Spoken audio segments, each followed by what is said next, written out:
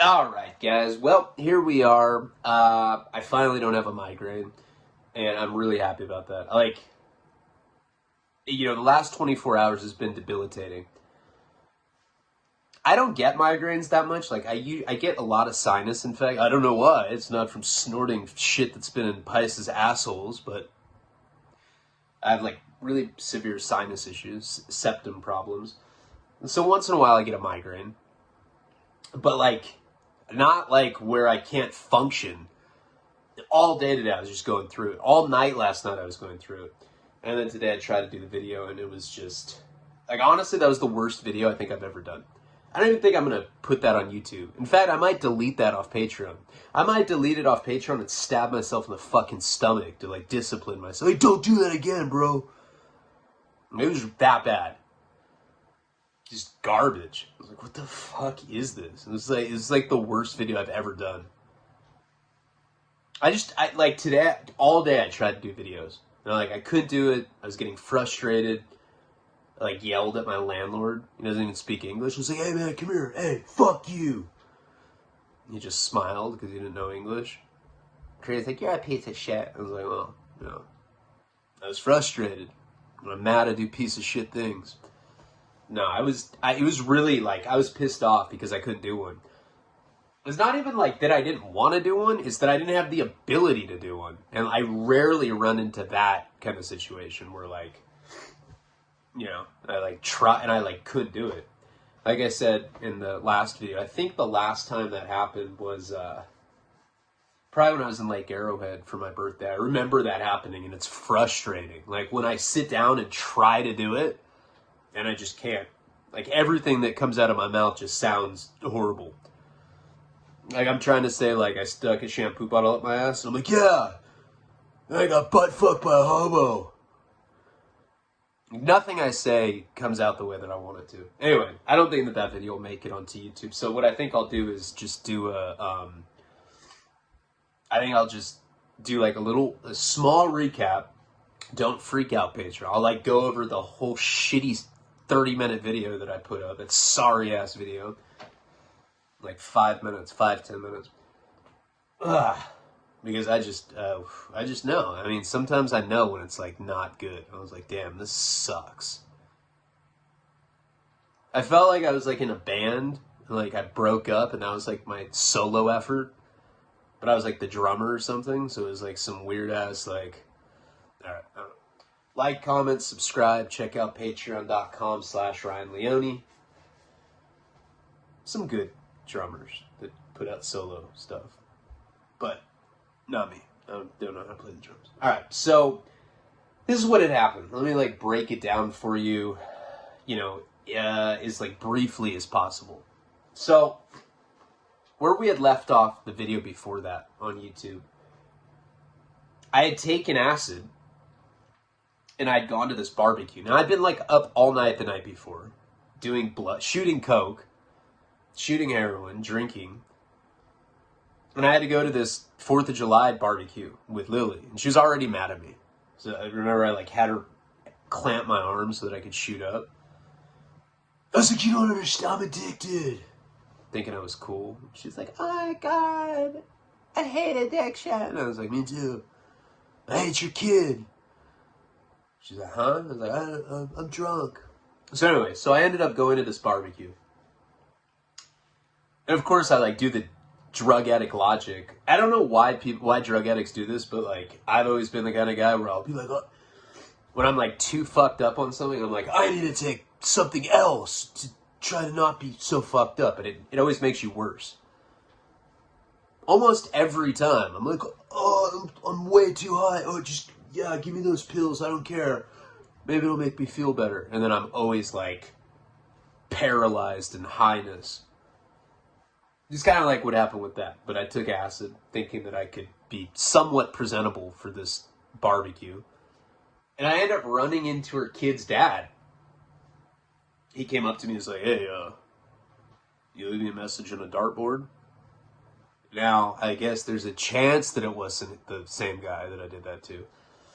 But of course, what I was saying in the other video, I don't think that guy scared me per se, but, like, being on acid, being in the condition that I was in, I certainly don't want to deal with it. So I like tried to make I was like, oh, go get a drink. And I like walked up to this picnic table, you know, where like all the watermelon and all the little buffet stuff was laying out for the 4th of July barbecue. While I was doing that, Lily ended up talking to her kid's dad with her mom. And he like really upset her. I guess she didn't know that he was going to be there or whatever. They hadn't seen each other for a long time. She started crying. I became like a shoulder to cry on. You know, I never had to deal with the guy after that. You know, it's like I got lucky. I like walked over to go get a drink, and they had this like confrontation, and he made her cry, and then I was like, you can cry on my shoulder. And she's like, oh my God, I like you again. And she like was crying to me.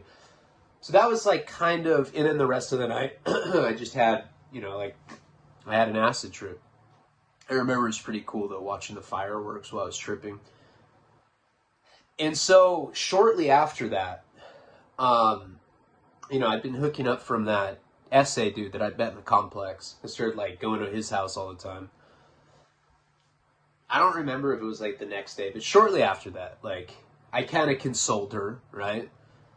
And shortly after all of that, she ended up inviting me to these like natural hot springs. It's kind of looks like a jacuzzi, but it's like in some rocky formation. These like natural hot spring pools that you sit in. And I had board shorts on, and she like kissed me, you know. So like we did hook up. Well, I mean, we didn't have sex, but we kissed.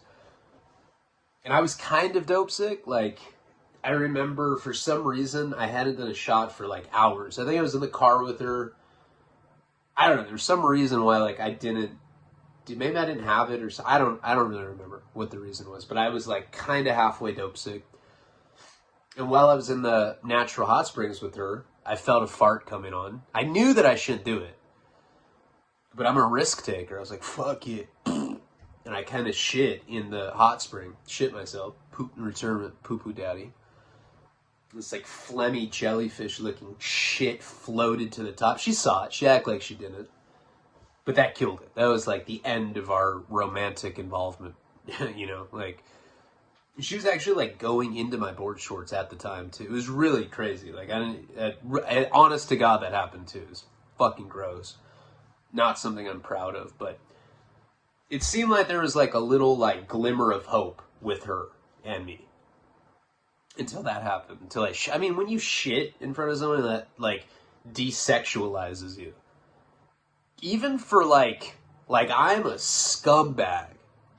And, you know, I mean, call me old-fashioned, but I've dabbled in heterosexual anal sex.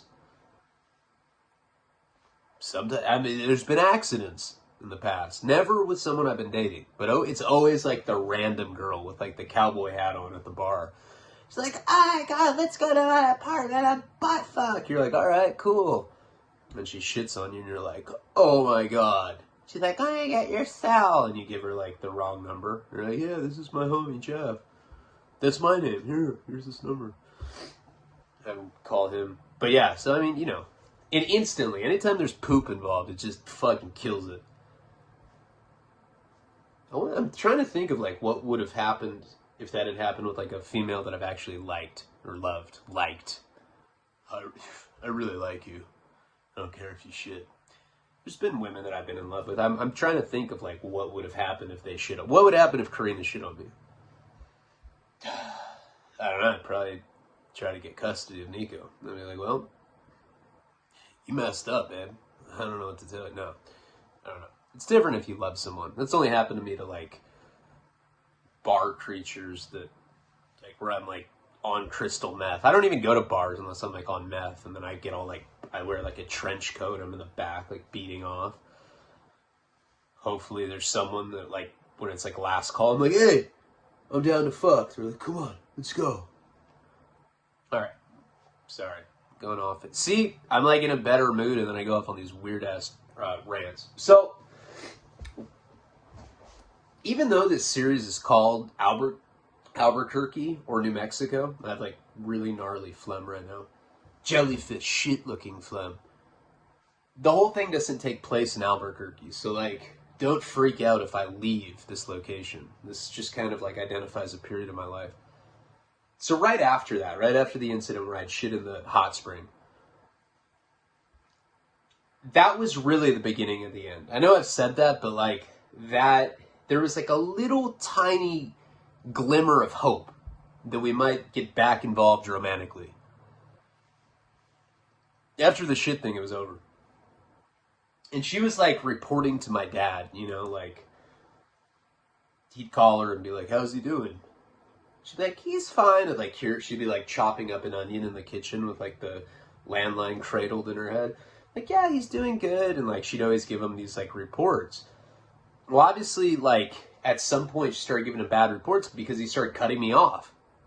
You know, so I got in this situation where now I'm strung out on heroin out there.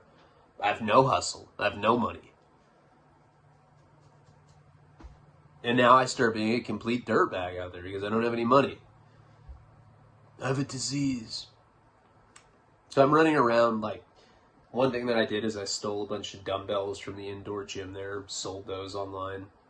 All sorts of shit like that. Like going around, stuff like I would do when I was out in Boston, just like go and open random people's doors and like try to find shit to pawn. This only went on for like a few days, you know? And at this point, Lily's like not talking to me anymore. She's like she'll make me breakfast and, you know, she's cordial to me, but I think she's grossed out by me, you know? And I never brought it up. I was never like, hey, why don't we just cut the foreplay? You know that I shit in the hot spring, right? I knew it. I can change, babe. It was never anything like that. It was just me being like completely like I'd be at the kitchen table. She'd always wake me up early. I'd be like, oh, I have to take a shit. I'd like go do a fat shot and I'd go sit at the kitchen table. She'd be making me like bacon and sausage and I'd just be nodding out on my plate. She'd be like, are you high? And I'd like come to and be like, no. No. I'm nauseous though. Fucking hate eggs. I don't know why. Keep telling, no, I'm not high. She knew for sure. So I'm like going around like doing dirtbag shit, stealing stuff from the complex, stealing dumbbells of all things. Try to jack Paige, that girl that I was dating. That doesn't go. Like I try to like climb in her balcony. That didn't work out. And it like I start getting this reputation around the complex that I'm like some lurk. You know, I'm like spanging. I'm like standing outside the parking lot. I'm like, hey, excuse me, sir. Can you spare like $6? Like, don't you stay here? Nah. Nope. No, man, I don't have any money. And then like later, like she'd be like, you know, I've been like, all these people keep telling me that you're panhandling like at the complex. Like, that's bullshit. It makes me look like we're like some sort of drug addict couple. I was like, we're not even a couple. You have like 10 boyfriends. One of them is white and he has dreadlocks. She's like, so?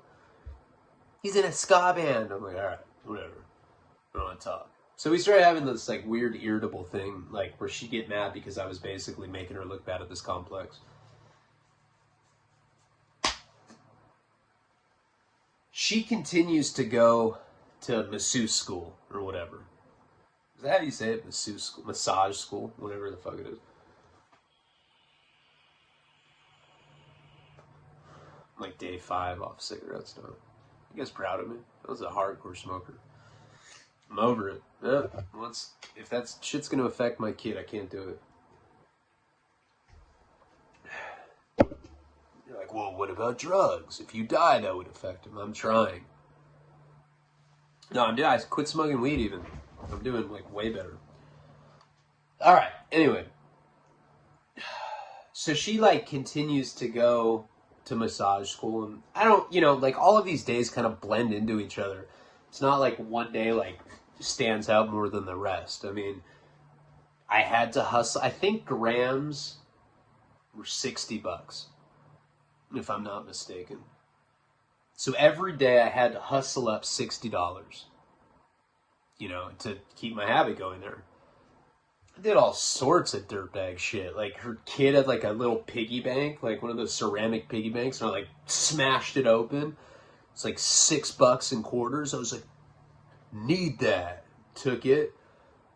I didn't even, like, bother to, like, pick up the smashed piggy bank. She, like, came back home. She's like, Ryan, we need to talk. Did you break my son's piggy bank? I'm like, no. It's like all this ceramic fucking splinters of like at least shattered pieces of this piggy bank on the floor. She's like, how are you going to deny it? Who else is addicted to heroin that lives here? I was like, I told you, I just have a stomachache. You know, it's like, it was really weird routine. I mean, like, looking back, of course, I feel bad about this. This girl was, like, trying to help me, you know? And, like, in my drug addict mind, that's what happens when you're addicted to drugs. You, like, you know, in your mind, you're like, whoa, she tricked me. I thought I was coming out of here and I was going to have a girlfriend. Fuck her, I'm going to steal from her kid. Stupid bitch deserves it. You know, you tell yourself stuff like that. Your moral compass is completely skewed. So, like, these tension things start building and building and building. Now, she had a friend. I think her friend's name was Maggie. I don't know why, but that's just, it kind of, in my mind, it sounds right. I don't know if it's, well, whatever. We'll call her that for the sake of the story. Oh, my God, dude. So, anyway, this girl, Maggie, was the one that, remember, like, the first night that I was there? She's like, well, I've thought about it, and I'm going to let you smoke pot. I was like, oh my God, babe, that's amazing. Thanks. She gave me this shit that looked like fucking seaweed or something. It looked like a coral reef. It was like a dead starfish in it. I was like, what the fuck is this? She's like, yeah, just some chronic that I got from my friend. So the friend that she'd gotten that from was this girl, Maggie. And she was some, like, I don't know, it was like her best friend out there. She was a weed dealer. And that's what she did. She, like, flipped pounds of this, like, absolute shitty weed. Like, you can't even get weed like that in California. At least I don't know where to get that. Remember I ran into that problem in the Redux series where, like, those guys from Ohio came to pick up, like, all those pounds of weed and I couldn't find anything of that quality that's, like, that shitty. I wish I had gone through these people. So, like, I hung out with her a little bit. I think, like, in the beginning, her friend was, like, okay with me. You know how, like, you're hanging out with a girl, and then, like, you meet her girlfriend, and they're just all giggly around you? And you're just, like, thinking, you're like, I wonder, like, what kind of conversations they have behind my back. Probably talking about rimming me and stuff. Because they're all just, like, super giggly, you know? I don't know if that's true. I'm just assuming shit, but I always got that impression that, like, in the beginning, they were, like, saying kind of innocuous things about me. But by the end, and by this period where I'm, like, going around, like, panhandling and, like, stealing dumbbells out of the indoor gym and, like, all the other weird shit that I'd been doing, I think that, you know, she was talking shit about me to her girlfriend, Maggie, behind my back. Because, like, she'd come over and she'd just give me this sour-ass face, you know? We'd be, like, walking through the lobby and, like, I'd see my heroin dealer and he'd be wearing, like, a Raiders jersey and he'd have all of his assay friends with him. He'd be like, hey, dog, check out my new Switchblade. It's got fucking guts on it. Isn't that fucking disgusting? I'm like, yeah. And she'd be like, ew, are those your homies? I'm like, yeah, those are my homies. We play Mortal Kombat together. So she started, like, judging me really hard. I could just tell. She always had this sour face. But they hung out. That was, like, her road dog. She was always hanging out with her. So anyway, I don't really remember, like, how I kept that habit going. Like, if I had to guess, obviously, like, the most consistent stream of income I had was, like, begging my parents for it, you know? And then doing, like, whatever dirtbag, like, little side hustles I could, like, stealing people's Xboxes or whatever. Like, that was probably, like, one of the lower points of my drug addiction, you know? Just no hustle, just going around being a scumbag thief. So one day, Lily calls me, and I'm at her place. I think I was like going through her DVDs at the time. Was I found some place that would take like 50 used DVDs for $3, and I was like, dude, that's a bargain. And I'm like looking for the titles that are on this list that they want. I want new releases, because I did do that at some point. I don't know if it was this particular time, but I remember looking through her DVDs. It's a piece of shit stuff. And she's like, hey, do you think some of your homies can hook up a pound of weed? I was like, oh, all of a sudden you need something for my Hispanic friends, huh? Yeah, probably. She's like, all right, cool, because Maggie's guy's not coming through and she needs a pound. I was like, what do you normally pay? I think it was like $1,000 or something. Maybe like 800. I don't know. It was like shitty. I don't really remember the price, to be honest, but it was not like a California. Like at that time, I think pounds in California were going for like 3,000 to 5,000. People are like, balk at that. 5,000. Yes, at certain points, that's how much like top shelf weed was going for. This is in like the beginning of like the medicinal marijuana gold rush. Like pounds were just out of control expensive. But this was like some really shitty weed, so I don't remember what the price was, but it doesn't really matter. So I end up calling my connection and being like, hey man, I got this girl and she wants a pound of weed. You think you can hook that up? Hey dog, no fucking problem. You know, give her my phone number, I'll fucking make it happen. All right, cool. Now, I've been dealing with this guy for like, I don't know, probably a week, you know? Back in that time period, I was like 20, 21 years old. I wasn't, it seems like if I knew somebody for a week, it seemed like I know them for like 4 years nowadays. You know, when you're younger, time just feels a lot different. I hadn't known him that long, though. That's the point. And so, oh my God. I end up hitting this guy up, right? Set it all up. And pretty much it's out of my hands at that point. You know, and I was like, hey, you know, instead of like giving me any weed or any money out of it, can you give me like a half gram for like making it? Hey, no problem. So that particular day, just for hooking it up, he gave me like a half gram or a gram. I think it was a half gram, if I remember correctly. I go over and I do it, and I'm just kind of like in La La Land. Like, not really thinking about anything. I'm like in my room. I remember I watched this Janis Joplin DVD all the time, and I remember that I was sitting in there watching it, and Lily comes home like late, you know. Sometimes she'd come home like late at night, like 9, 10 o'clock. She'd have like some dude's dreadlocks, like a lock of their hair on a necklace. She'd be all sweaty. I'd be like, where were you? Grocery shopping? I'm like, where's the groceries? Shut up, I'm not a slut. She'd like go to her room. But this night, she comes storming into my room. She's like, oh my God, your homies robbed her at gunpoint. I was like, huh? She's like, she was so scared. So she like tells me this whole story. So like, she gives, after I gave this guy the number, maybe I'd given her the number, however they had connected, they went to go meet up in some parking lot. Like, she had the money and she got in the car and they literally pulled out a gun and robbed her right at gunpoint. That was the second time in New Mexico. I'd only been there like 4 or 5 weeks or however long it was, where I'd like gotten someone set up like that. The first time was that like Peckerwood out in the ghetto, you know, when I set him up with a Native American drug dealer that ended up being like an undercover sting operation. And then there was this time where I sent Lily's friend to go meet my heroin connection, and they ended up robbing her at gunpoint. You know, and to be fair, even though I'd known him like a week or whatever it was, you know, I'd only been dealing with him for like $60 at a time. People get weird when you offer them, when it's like a deal like $500-600 or whatever. Like, what was I going to do about it?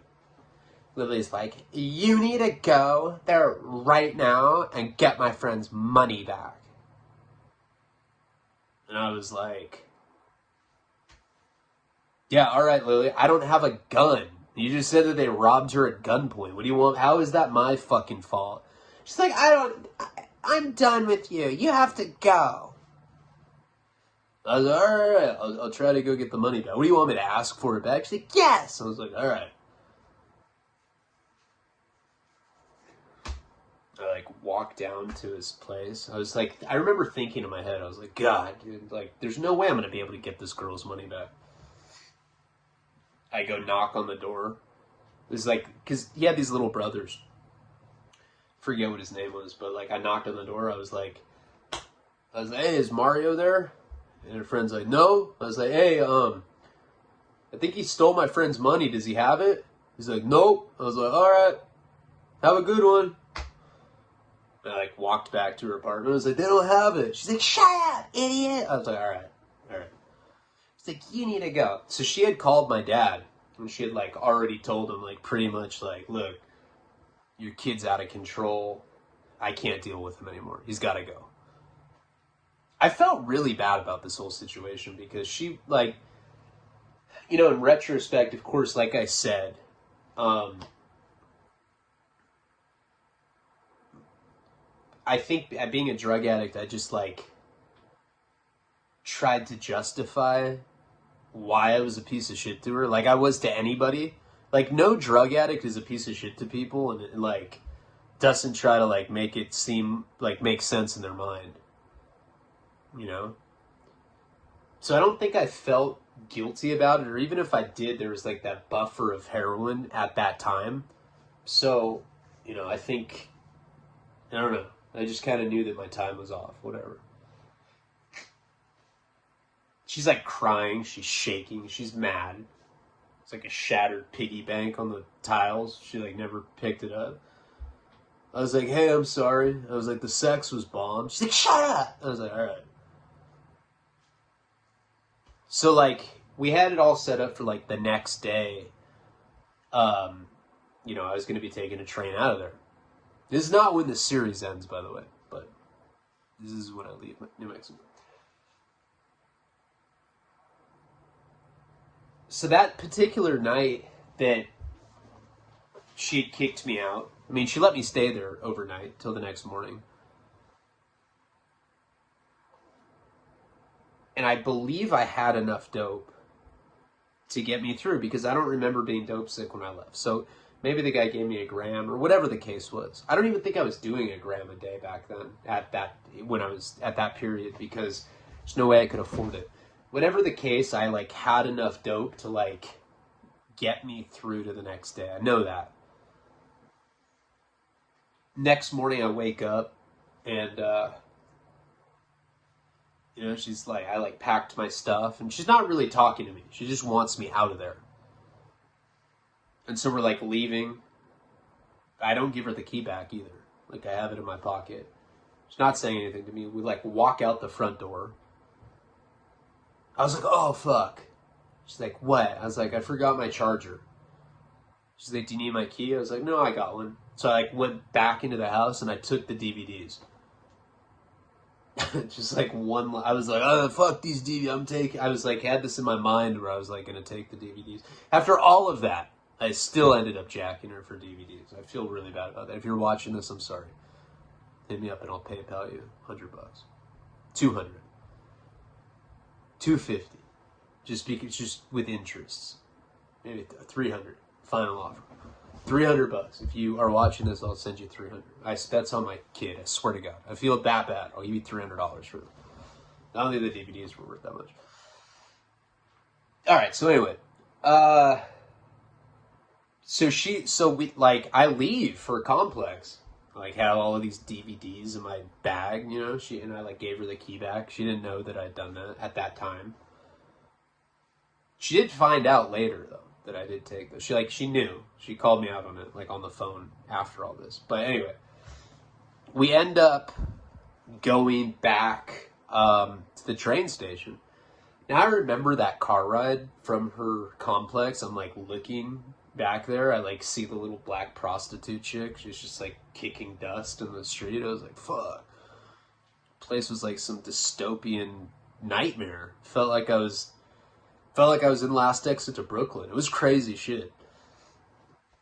So I end up getting on this train, and like I said, like the whole car ride, we didn't talk. She didn't really say anything when we got to the train station either. She's just like, here. She like handed me like the printed out boarding pass, and I left, and that was that. So I end up getting on this train. I don't remember being dope sick that day.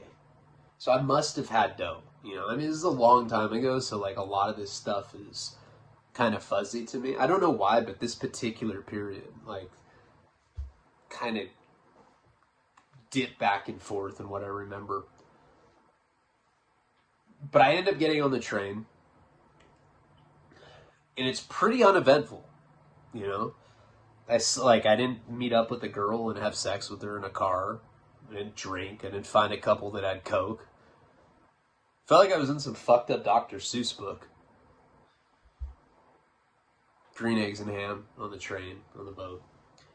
The second time just was horrible. I think by the second day or whatever, when I was about to be back in Santa Barbara, I think it's like a 2-day trip, whatever it was, I think I started getting sick. So I must have had something that like kept me going, or maybe I'd taken Suboxone even. I don't really remember. This is what I do know. So I'm on the train, and I'm just like sitting in my seat, minding my own business. And these 3 guys come up to me, probably like 18 years old. You know, at that time I'm like 20, 21. And they start talking to me. They're like, hey man, how are you? At that point I was like, I know that I was sick for sure, because hold up, rewind a little bit. Right before that happened, I remember like going to the bathroom in the train. Because I was getting the shits, because I was like starting to kick. And there was like one of those guys that was preaching Jesus. You know those people? He's like, hey man, have you accepted Christ as your Lord and Savior? Now, listen, I respect everybody's religion. I don't give a shit. Like, whatever you believe is what you believe. I've loved Christians, I've loved Catholics, I've loved Jewish people, Muslims. I don't think I've had a Muslim girlfriend, but I've had Muslim, like, cellies and shit in prison. I respect all religions. But there's one thing that I fucking hate, and I hate when people preach stuff on me. And I remember being dope sick, like standing in line to go into the bathroom.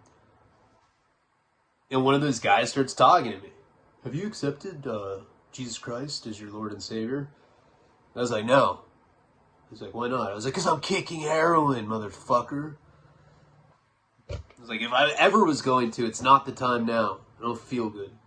She's like, dude, and you know, like, it's really weird. I don't know if you've run into this, but sometimes, like, those kind of people, like, start lying to you. She's like, dude, I was addicted to crack, to meth, to sniffing glue. I was addicted to acid and LSD. I'm like, that's the same thing. I don't care, I was addicted to both at the same time. I found God, and now all I do is surf and, you know, spread scripture around. I'm like, dude, leave me the fuck alone, man. I remember going to the bathroom. It was like this single person use or whatever.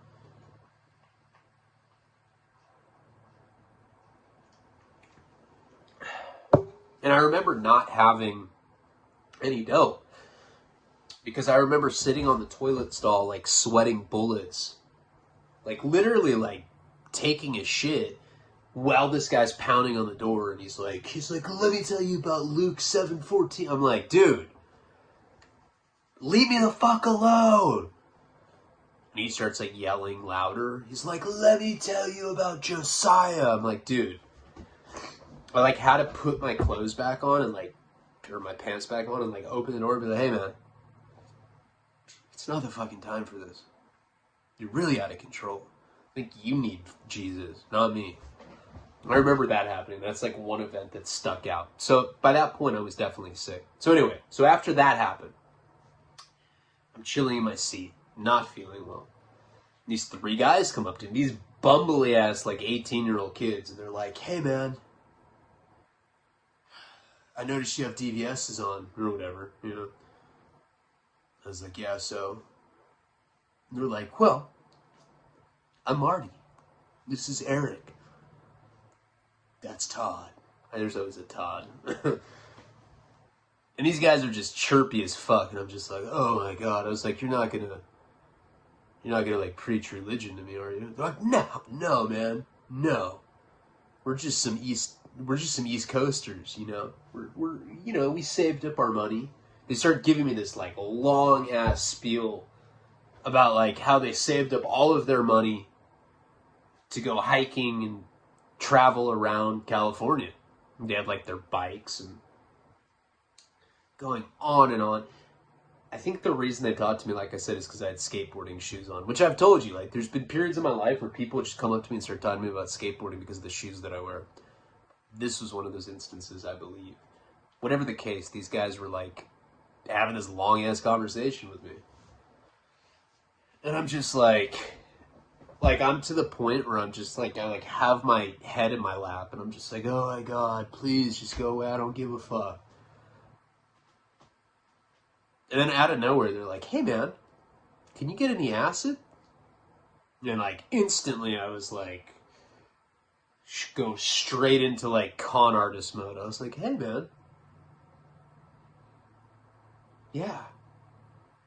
Yeah, I can." Huh. You should have said something sooner. I listened to, like, their whole life story. They're, like, telling me, they're like, "And this was my quote in my high school yearbook. Thou shalt not be dishonest," or whatever. I was like, dude, all right. So now they're telling me that they need acid, and I was like, a light bulb went off, you know? I was like, oh my god. Anytime somebody, like, ever asked me for acid, like, when I was, like, homeless before that, which was, like, a few months before this, that was always, like, a come up for me. And I'd always try to get as much as possible, you know? So they're like, "How much is a vial?" I was like, and I just started going into I was like, "Well, see, my homies are in the Rainbow Mafia, and, dude, they literally squeeze the LSD from rainbow, color schemes. I don't know. Just some silly stuff that they fuck with. It's 300 a vial, 100 hits a vial. But if I'm gonna be honest with you guys, though, you could probably cut one vial into 2 vials. In fact, you're lucky you met me. The acid that I can get, you can cut 3 or 4 ways. You guys can all trip the rest of the time that you're, like, touring the country and still have enough not only to make your money back, but to buy a completely new cross-country trip for you guys. Marty's like, "Dude, that sounds amazing. How much did you say one vial was?" I was like, 300. 300. But I don't know, my boy Jesse, he sells it. If you can do 600, you could probably throw in like an extra 20, 30, 40 hits, something like that. That's kind of the magic number, 600. That's where you start getting a price break. They're like, they like all look at each other like, "I don't know, man. 600? That's like our entire savings." I'm like, guys, okay, I don't know how often you've run across someone that has ties to the hippie mafia. Let me tell you, this is pretty much once in a lifetime opportunity. And they're very incredulous, and you can tell that they're having second thoughts about it. They don't want to do it. Like, they're one of them especially, like the youngest one. He's like, "I don't know, guys. The guy's got acne." I was like, "Hey, I'm right here. Don't talk about me like I'm not." No, he didn't say that. But anyway, these guys are like kind of discussing it amongst themselves. I was like, well, let me make sure if Jesse has it. Hold up. And I remember I had like a flip phone. It could have been stolen from me, but I like ended up talking that crack dealer pimp guy or whatever the fuck he was into not stealing it from me. So anyway, so I grabbed my flip phone. It was a Razor phone. And I remember like pressing down on like the power button so that the phone turns off. I made a fake call. I was like, yeah, Jess? Hey, man, it's Ryan. No. Found some guys that are into tripping. I'm making it all like sound like we're in some movie or something. Uh-huh. That's exactly what I said. I just want to give you guys 50 extra hits for 600. They look at each other like, I don't know, man. That sounds like a pretty good deal. I was like, it is a good deal. Hold on. Let me negotiate. Let me see if I can get down to like 550 or something. Hey, Jess, you think you can do it for 550? It's his last two, man. Last two full vials. Do you want them? Well, because I have to tell him. He has to get it prepared and everything. And they're all like looking at me. They're like, They're like, sure, man, get it. I was like, yeah, Jess, they want it. Let's do this. So they end up, I end up like hanging up the phone call or whatever. And I don't remember how far we were from Santa Barbara, but obviously like, I think maybe we were like 2 or 3 hours away, something like that. Maybe even sooner. Whatever the case was, at a certain point, I got up to go use the bathroom, and I really got on my cell phone, and I called my friend, my real friend Jesse, and I was like, hey man, there's some people that I'm trying to jack right now for $600. Can you come swoop me up? And he's just like, yeah, whatever. I was like, yeah, I'll give you like $200. Like, all right, cool.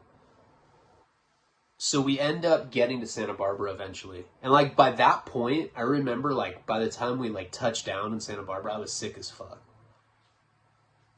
I was like sweating bullet. I was like so stoked that I was like going to be able to pull this off and get like, $400, whatever I was going to get. I think I gave Jesse 200. I think I walked away with 400. And so we end up getting off the train. I was like, yeah, you guys just wait right here. There's like these benches. They didn't give me any money or anything. I was like, hey, I'm going to go meet up with my friend. You don't have to give me any money. Like, let me show it to you first. Like, I don't want to be responsible for your money. Like, oh man, that's so solid of you. I was like, yeah, I'm a good guy. So I end up like walking away from the train station. My friend Jesse picks me up. We like had it set up where he'd be on a side street, whatever the case. And he ends up taking me to this liquor store that's like right in that vicinity, like right in the neighborhood.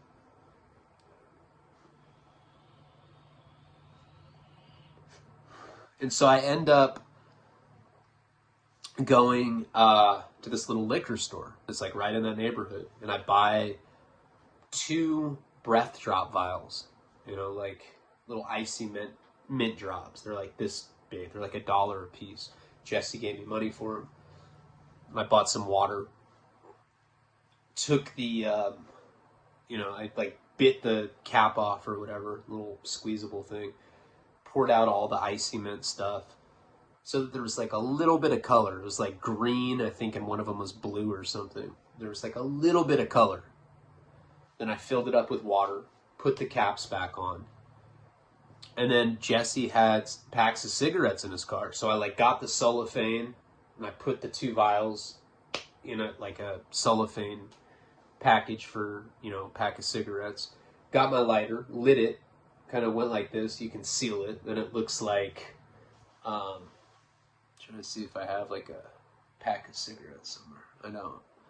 That's because I quit. It's good that I don't have one. But anyway, most people that have been in the drug world know what I'm talking about. You get the cellophane from pack of cigarettes and then you get a lighter and you can like seal it so that it's like, people seal drugs that way. I put the 2 vials in there.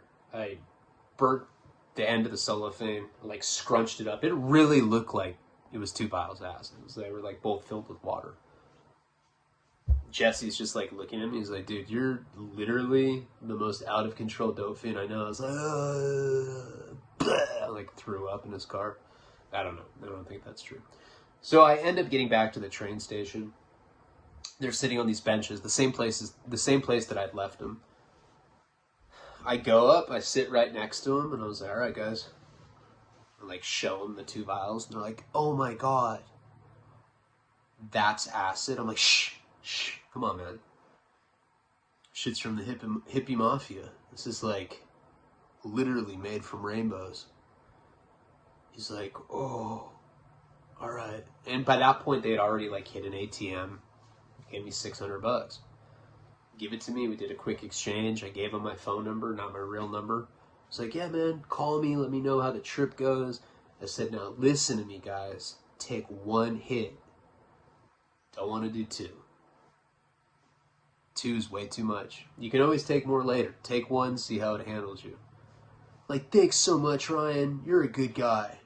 Shook my hand. I don't even know if I told him my real name. Probably. And I ended up leaving. That was that. Burned these kids for $600. I think I gave my friend a couple hundred. I don't really remember.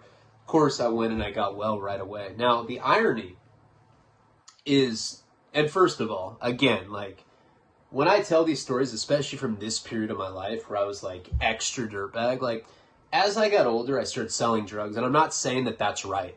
I'm not saying that that's a good thing. I definitely was hurting the world around me. I can own up to that. I went and I did 5 fucking years for that. More if you count the violations.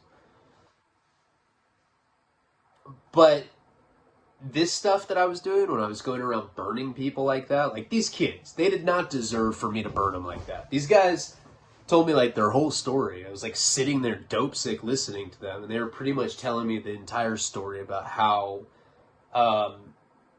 they'd saved up, they'd all like gotten summer jobs and they'd saved up so that right after they got out of high school they could go on this like epic trip together. And basically I just burned them for their savings. Like, who knows what happened to those guys? Those guys probably did get butt fucked by hobos. And the youngest one was probably like, "Dude, I fucking feel it, guys. I don't even care if they butt fuck us." Probably that kind of guy. But I felt bad about it, I thought about those kids from time to time. If you guys are watching, jeez, you're gonna have to prove to me it's yours, but I will square you up on the 600. Fine, 800. It's been a long time. But I would think about those guys for like periodically, like, what the fuck was I to do that? I probably ruined their entire life. Probably parole officers now or something, taking shit out on people like me. And of course, the ironic thing about this whole situation is, remember in the beginning of the trip, when I had first left and gotten on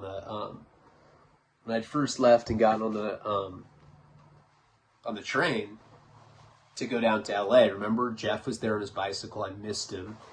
I was all dope sick in my seat, and there was like some guy sitting next to me that knew that I was dope sick, and he was going down to Orange County to get heroin down there because he was a heroin dealer. While I was in Albuquerque, that guy ended up becoming like all of my friends' drug dealers. It's like, by the time I got back, like everybody was strung out on that guy's dope. That's what's ironic. That money that I stole, that was the person that I hooked up from. I don't even remember what I got. I probably got like 3 or 4 grams. And of course, at this point, my dad was like, he was fed up with me. Kept getting kicked out of rehabs.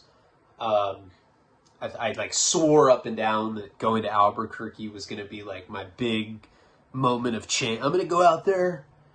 There's this girl. She sends me thong shots. She asks me if she looks skinny. I lie. I say that she does. I'm going to be good, Dad. Then I get out there and I start running my OD out there. Get a gun drawn on this girl's best friend. It was just all bad. So like my dad had like no idea what to do with me. That first night that I was back, I went and I stayed at that guy Roland's house. If you guys remember. Roland was the guy that he was totally normal when we were in high school. His dad was a stockbroker. He ended up inheriting a bunch of money, and he slowly started losing his mind. He'd take a ton of hallucinogens. He did a ton of crystal meth. He's literally homeless now. But back then, he had his own house. And this was like right in the time where like he was really losing his mind. Jeff and like other people were camped out there. So like I had a place to stay right when I got back. And by that point, like, the house was already, I think by that point he was already like trying to feed his dead cat. I don't know if that was the period or not, but I do remember that first night that I came back, that's where I stayed. I ended up moving in there for a little bit. This Albuquerque series is definitely not over, but I'm back from New Mexico now. All sorts of crazy shit happened after that. But yeah, this was, I felt like that other video that I did was bullshit, and I tried to put as much energy as I could into this one. Hopefully you guys like this one more than the other one I put out today. Like, comment, subscribe, check out patreon.com/Ryan Leone. Definitely be doing more videos tomorrow. Palabra.